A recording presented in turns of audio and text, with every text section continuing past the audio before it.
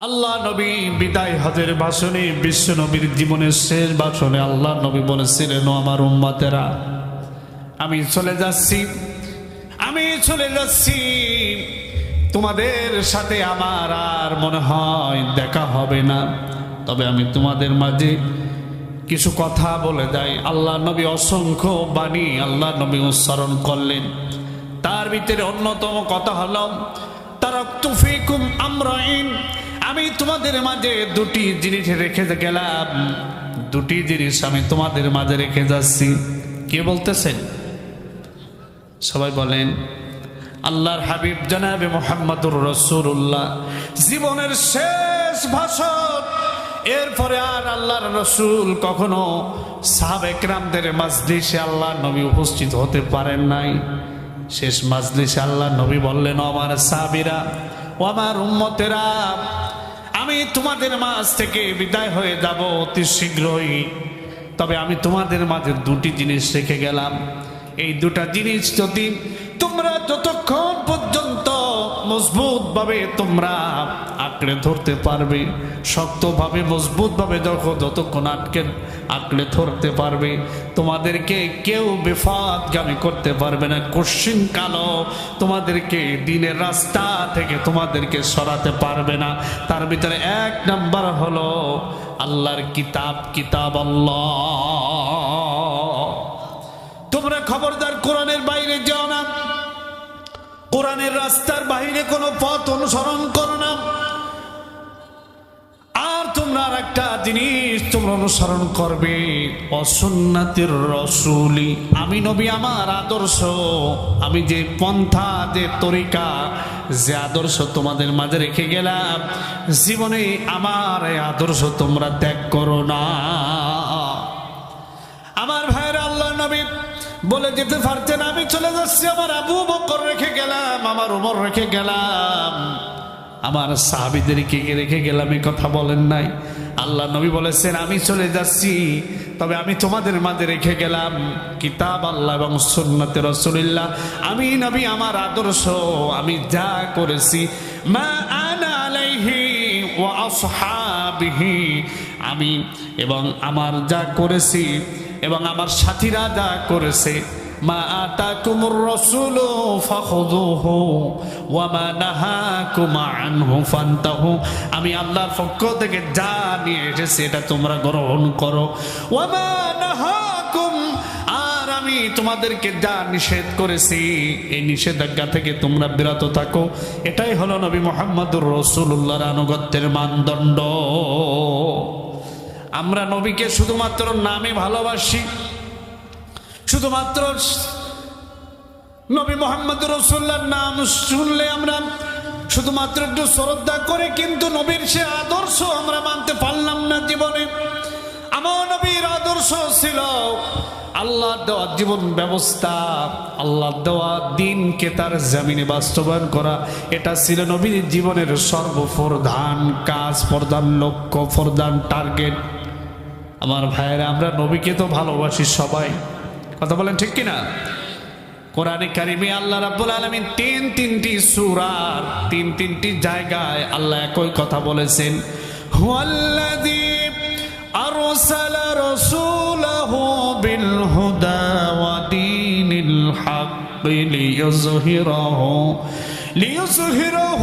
আলাদ দীনি কুল্লিহি ওয়ালাউ কারিহাল মুশরিকুন ওয়া কাফা বিল্লাহি শাহীদা। আল্লাহ তাআলা বলেছেন, তিনি এমন আল্লাহ যে তার রাসূলকে তোমাদের মাঝে প্রেরণ করলেন, সাথে দিয়ে দিলেন হেদায়েতের গ্রন্থ, আর এক দিলেন ওয়া দীনিল হক, জীবন ব্যবস্থা, সত্য একটা রাস্তা, তরিকা। কাজ হলো লিইয়ুযহিরাহু আলাদ দীনি কুল্লিহি, কাজ হলো আল্লাহ নবীকে আল্লাহর সাথে কোরআন দিলেন, দ্বীন হক, জীবন ব্যবস্থা, ইসলাম দিলেন, কাজ দিলেন লিইয়ুযহিরাহু আলাদ দীনি কুল্লি, দুনিয়ায় যত মানুষের বানানো রাস্তা পথ আদর্শ আছে, এটা দুনিয়া থেকে উৎখাত করে আল্লাহ দেওয়া জীবন ব্যবস্থাকে দুনিয়ার বুকে প্রতিষ্ঠিত করবে। এটাই হলো নবী মুহাম্মদুর রাসূলুল্লাহর জীবনের প্রধান টার্গেট, প্রধান লক্ষ্য। আমার ভাইরা, সেই নবীকে শুধুমাত্র নামে মুখে ভালোবাসলে তার ভালোবাসা লাভ হবে না। এই নবী তার এই দিনের জন্য, দিন বিজয় করার জন্য আল্লাহর নবী কতই না কষ্ট করলেন। আল্লাহ নবী মক্কার জিন্দেগিতে এই দিনের প্রসারের জন্য একটা রাতের জন্য আল্লাহ নবী মক্কার জিন্দেগিতে নিরাপদে নির্বিঘ্নে ঘরে ঘুমাতে পারেন নাই। এক মক্কার কাফেরের ঘরে থেকে আল্লাহর নবী, আল্লাহ রসুল কাফেরের ঘরে, আবু তালেবের ঘরে থেকে আল্লাহ নবী তার দিনের দায়িত্ব কাজ বাস্তবায়ন করেছে। ইসলামের জন্য মাঝে মাঝে কিছু আবু তালিব দরকার। কথা বলেন ঠিক কিনা? মক্কার জিন্দেগিতে যখন কাফের মুশরিকদের চরম বাধার মুখে আল্লাহর নবী আবু তালিব তখনও কিন্তু কুফরির দিক থেকে আল্লাহকে স্বীকার করার ব্যাপারে আবু তালেব ছিল একদম কঠোর অবস্থানে। কোশ্চেন কালো জীবন যাবে, কিন্তু আবু তালেব আল্লাহকে রব বলে স্বীকার করবে না। এমন আবু তালেবের বাড়িতে আল্লাহর নবী সেই 8 বছর বয়স থেকে মক্কি জিন্দেগি পুরোটা পার করলেন আবু তালেবের বাড়িতে। আল্লাহর নবী 13টি বছর এই কোরআন প্রতিষ্ঠার কাজ, কোরআন প্রসারণার কাজ আল্লাহর নবী করেছিলেন ওই আবু তালিবের বাড়িতে বসে। তাহলে ইসলাম প্রসারের জন্য মাঝে মাঝে, সমাজে ইসলাম প্রতিষ্ঠার জন্য মাঝে মাঝে কিছু আবু তালিব দরকার, যারা কালেমা পড়বে না কিন্তু কোরআনের রাজ প্রতিষ্ঠার পক্ষে থাকবে। আবু তালিব মুহাম্মদুর রাসূলুল্লাহর কর্মকে সমর্থন করত, আবু তালিব মুহাম্মদুর রাসূলুল্লাহকে বিশ্বাস করত, আবু তালিব মুহাম্মদুর রাসূলুল্লাহকে ভালোবাসত, কিন্তু আল্লাহকে এক রব হিসেবে আবু তালেব স্বীকার করতে দ্বিধাবোধ ছিল। এই জন্য আমার ভাইয়েরা, আল্লাহ নবী মক্কার জীবনে 13টি বছর কষ্ট করলেন। পাশে ছায়ার মতো আবু তালেব আশ্রয় দিয়েছিল। মদিনায় গেলেন আল্লাহর নবী, হিজরত করে মক্কা থেকে মদিনায় গেলেন। 10টি বছর মদিনায় আল্লাহর নবী অবস্থান করলেন। মদিনা যাওয়ার পরে রাসূলুল্লাহ মদিনার রাষ্ট্রীয় প্রেসিডেন্ট। মদিনায় গেলেন। মদিনার মানুষগুলো ছিল এমনিতেই কোরআনের জন্য, ইসলামের জন্য আল্লাহ তাদের দিলগুলোকে অনুকূল করে দিয়েছিলেন। সুবহানাল্লাহ। আর আল্লাহ নবী যখন মক্কা ছেড়ে যখন মদিনায় যেদিন হিজরত করে চলে যাচ্ছিলেন, একটা দোয়া পড়েছিলেন, আকুর রব্বি আদখিলনি মুদখালা সিদকি ওয়া আখরিজনি মুখরাজা সিদকি وَاجْعَلْ لِي مِنْ لَدُنْكَ سُلْطَانًا نَصِيرًا। আল্লাহ নবী মক্কা থেকে যেদিন হিজরত করে মদিনায় যাচ্ছিলেন, মদিনায় যাওয়ার পথে আল্লাহ নবী দোয়াটা পড়েছিলেন। আল্লাহ পরবর্তীতে কোরআনের আয়াত বলে আল্লাহ তাআলা দুনিয়াবাসীকে জানা দিয়েছেন। সুবহানাল্লাহ। আল্লাহ নবী দোয়া করেছিলেন, আকুর রব্বি আদখিলনি মুদখালা সিদকি ওয়াজআল লি মিন লাদুনকা সুলতানান নাসীরা। হে আল্লাহ, আমাকে সুলতানের নাসির দ্বারা, আমাকে রাষ্ট্র শক্তি দ্বারা তুমি সহযোগিতা করো। কারণ মক্কার জিন্দেগিতে 13টি বছর বড় অত্যাচারিত হলাম, নির্যাতিত হলাম, নিষ্পেষিত হলাম, কত না কষ্ট করলাম, কত মানুষ জীবন দিল, অসংখ্য সাহাবায়ে কেরাম জীবন দিল। হযরতে খাব্বাব, খুবাইব, মিকদাদ, আম্মার, ইয়াসির, সুমাইয়া, অসংখ্য মানুষ জীবন দিল। আমি নবী, আমি রক্তাক্ত হলাম, অসংখ্য মানুষেরা জীবন দিল। ও মালিক, তুমি এখন আমাকে একটু রাষ্ট্র শক্তি দ্বারা আমাকে তুমি সাহায্য করো। আল্লাহ নবী রাষ্ট্র ক্ষমতা চাইলেন। নবী কি রাষ্ট্রে দেখে নিজের ইচ্ছা মতো রাষ্ট্র পরিচালনা করবেন? রাষ্ট্র পরিচালনা করবেন আল্লাহর বিধান দিয়ে, যাতে করে জনগণগুলো আল্লাহমুখী হয়, আল্লাহর দ্বীনমুখী হয়। জনগণের মধ্যে যেন আল্লাহ দ্বীনের কথাগুলো, আল্লাহর বিধানগুলো যেন পূর্ণাঙ্গ রূপে যা নাজিল হচ্ছে পূর্ণাঙ্গ রূপে যেন বাস্তবায়ন করা যায়। এই জন্য আল্লাহর নবী আল্লাহর কাছে দোয়া করলেন, আল্লাহ আমাকে তুমি রাষ্ট্র শক্তি দ্বারা তুমি আমাকে সাহায্য করো। সুবহানাল্লাহ। আমরা আল্লাহর কাছে খুব এই দোয়া করি, ওয়াজআলনি মিন লাদুনকা সুলতানান নাসীরা।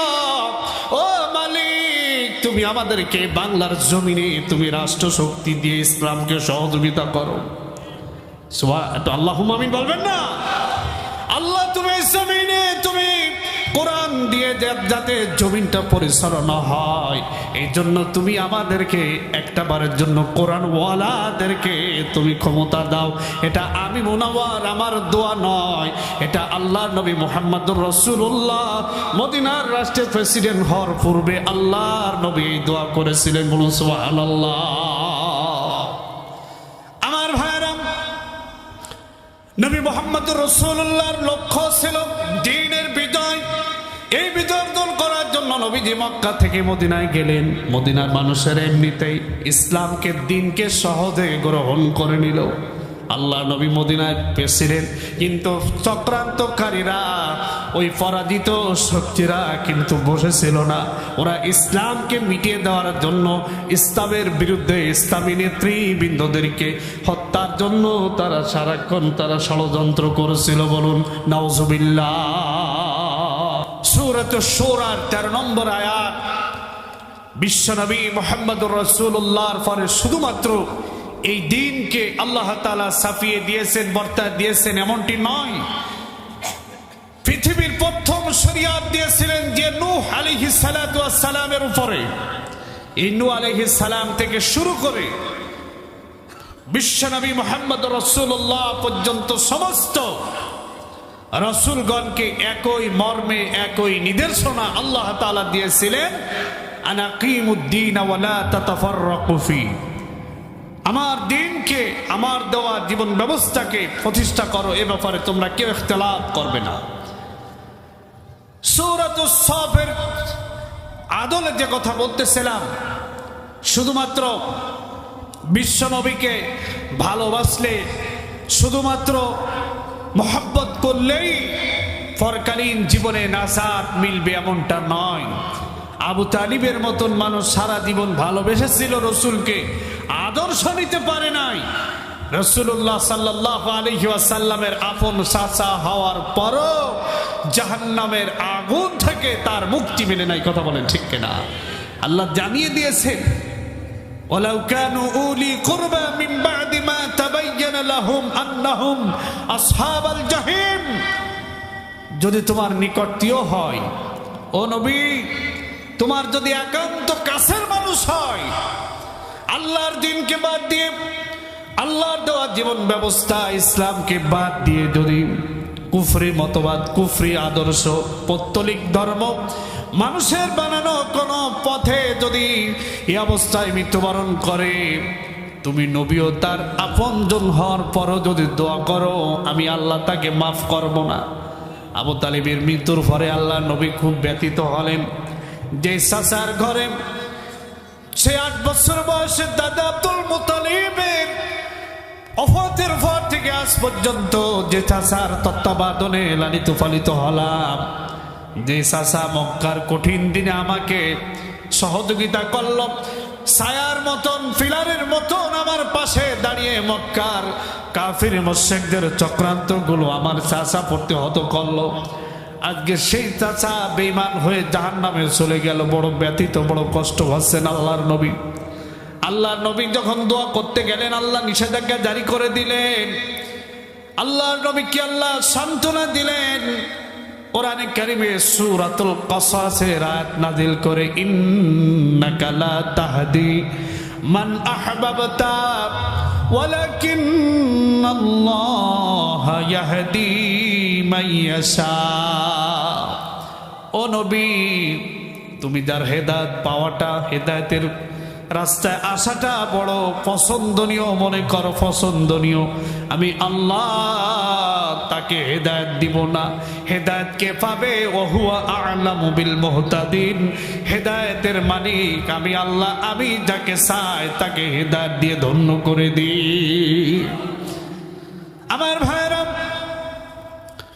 সারা জীবন ভালোবাসলাম, ইসলাম ভালোবাসলাম, নবী মুহাম্মদুর রাসূলুল্লাহকে ভালোবাসলাম, নামাজ পড়লাম, রোজা রাখলাম, কিন্তু নবী মুহাম্মদুর রাসূলুল্লাহকে মৌলিক জায়গায় আমরা মানতে পারলাম না। জাহান্নামের আগুন থেকে মুক্তি মিলবে? কথা বলেন। আল্লাহর নবীর জামানায় আল্লাহ নবী যখন মদিনার রাষ্ট্রের প্রেসিডেন্ট, বিশ্ব নবীর পিছনে একজন বড় মুসল্লি নামাজ পড়ত। আল্লাহর নবীর মাথার পাগড়ি বাঁধতে যদি কখনো যদি একটু দেরি হয়তো, ওই মুসল্লির মাথায় পাগড়ি বাঁধতে কখনো দেরি হয় নাই। আল্লাহর নবী যখন কোনো মাজলিসে যখন বক্তৃতা দিতেন, আল্লাহর নবীর মাজলিসে ওই ব্যক্তি দাঁড়িয়ে রাসূলুল্লাহর শান বর্ণনা করতেন।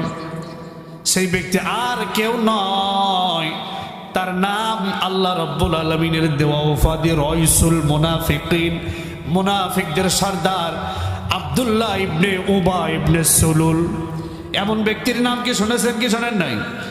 সুন্নতে কোনো কমতি ছিল না, দাড়িতে কমতি ছিল না, নবীর ভালোবাসার কমতি ছিল না। কিন্তু সে যখন মদিনার মানুষ, খাজরাজ গোত্রের মানুষ, সে ছিল আমি হব এই মদিনার ধর্মী, আমি হব মদিনার নেতা, মদিনার সমাজের লিডার। আর মুহাম্মদুর রাসূলুল্লাহ মক্কা থেকে এসেছেন, হুজুর মানুষ, আলেম মানুষ, সে হবে ধর্মীয় লিডার। সে শুধুমাত্র মসজিদে পড়ে থাকবে, আল্লাহ মিল্লে করবে, জিলাপি খাবে, মিলাদ পড়বে, হাদিয়া নিবে, এইসব করবে। কথা বলে ঠিক কিনা? মসজিদের ভিতরে ইসলাম কায়েম করবে, ইসলাম প্রচার করবে, আর সমাজের দায়িত্ব আমার। এই সব ধ্যান ধারণা অনেকটা লালন করেছিল আব্দুল্লাহ ইবনে উবাই। কিন্তু আল্লাহ নবীকে কি আল্লাহ রাব্বুল আলামিন শুধুমাত্র মসজিদের দ্বীনের জন্য, প্রচারের জন্য পাঠিয়েছিলেন? আমার ভাইয়েরা, সমাজের ইমামগুলো মসজিদে বড় বড় কথা বলি আমরা, যেই মসজিদে যে আল্লাহর কথা, ওই জমিনের মালিকও সে আল্লাহ, মসজিদের মালিকও আল্লাহ। মসজিদ মানে হলো সিজদার জায়গা, মসজিদের কারামতি স্পেশাল বেশি কিছু না। মসজিদ যেখানে এই যে আমরা সালাতুল ইশা পড়লাম, এখানে সিজদা দিলাম, এইটাই হলো মসজিদ। সুতরাং মসজিদে যে আল্লাহ, যেখানে নিয়মিত নামাজ আদায় করি যে আল্লাহ, ওই বাইরেও সমাজেও সেই আল্লাহ। কথা বলেন ঠিক কিনা? মসজিদ পরিচালনা হবে যে আল্লাহর আইন দিয়ে। মসজিদে যেমন ইমামকে ফলো করে তোমার সকল কার্যক্রম পরিচালনা করতে হবে, তখন কোন নেতামি, কখন বড় বড় লোক ছোট লোক দেখা দেখি নাই। এখন যখন ওই ইমাম যখন আল্লাহর বিধান দিয়ে যখন কথা বলবে, তুমি যতই বড় ব্যক্তি হও না কেন, আল্লাহর আইনের সামনে, আল্লাহর কথার সামনে তোমাকে তেমনি মাথা ফেতে নিতে হবে। এর নাম হলো ইমানদার মুসলমান। কথা বলেন ঠিক কিনা? আব্দুল্লাহ বিন উবাই এই ক্ষেত্রে ব্যর্থ হয়েছিল। রাসূলকে এই জায়গায় সে মেনে নিতে পারে নাই। রাসূলকে ধর্মীয় লিডার হিসেবে মেনেছিল, কিন্তু রাষ্ট্রীয় নেতা হিসেবে মানতে পারে নাই। শুধু তাই নয়, মানা তো দূরের কথা, এবার চক্রান্ত ষড়যন্ত্র শুরু করে দিয়েছিল গোপনে গোপনে। আমার ভাইরা, যে মানুষগুলো নিজেরা আল্লাহর আইন মানে না, আল্লাহর আইন মানতে যারা মানুষদেরকে বাধা প্রদান করে, ব্রিকেট দেয়, প্রতিবন্ধকতা সৃষ্টি করে, এর নাম কোরআনে কারিমে আল্লাহ রাব্বুল আলামিন বলেছেন তাগুত। এই মুনাফিকরা কাফেরদের থেকেও জঘন্য।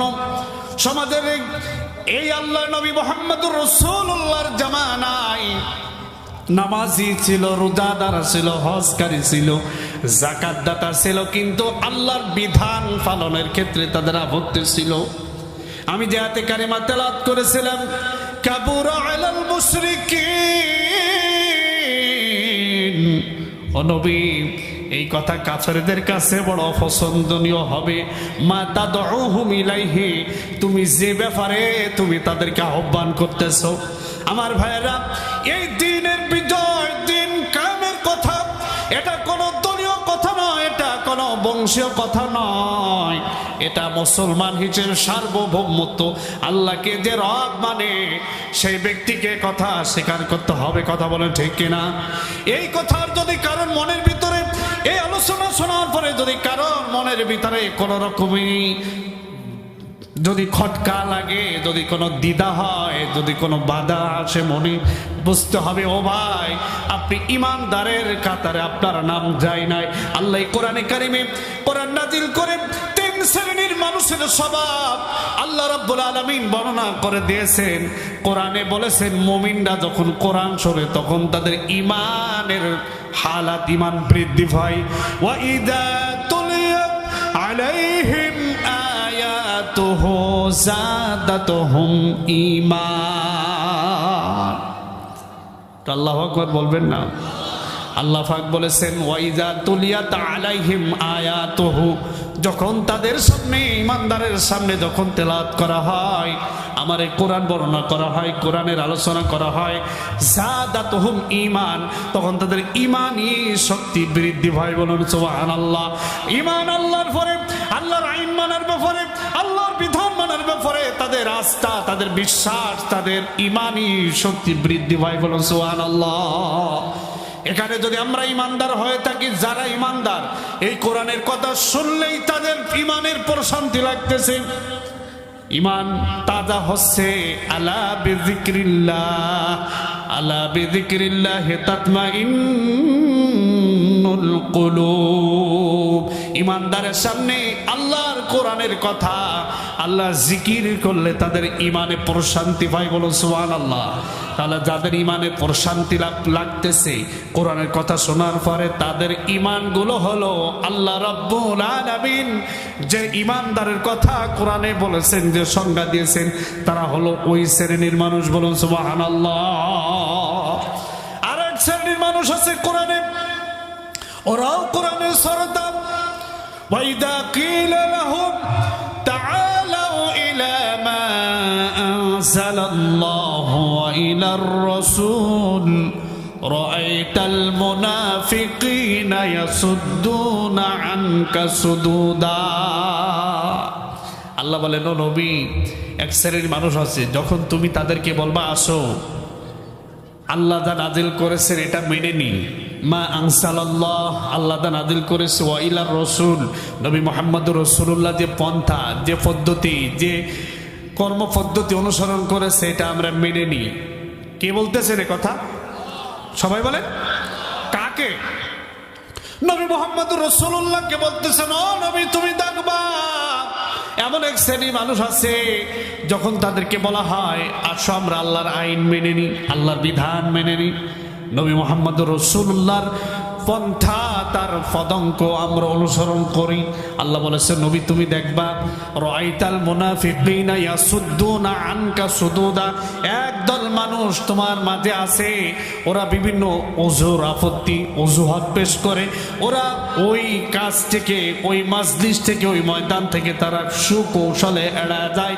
এমন স্বভাবের নাম যারা, স্বভাবের কর্ম, এই স্বভাবগুলো যাদের ভিতরে আছে, নিঃসন্দেহে তারা হলো মুনাফিক।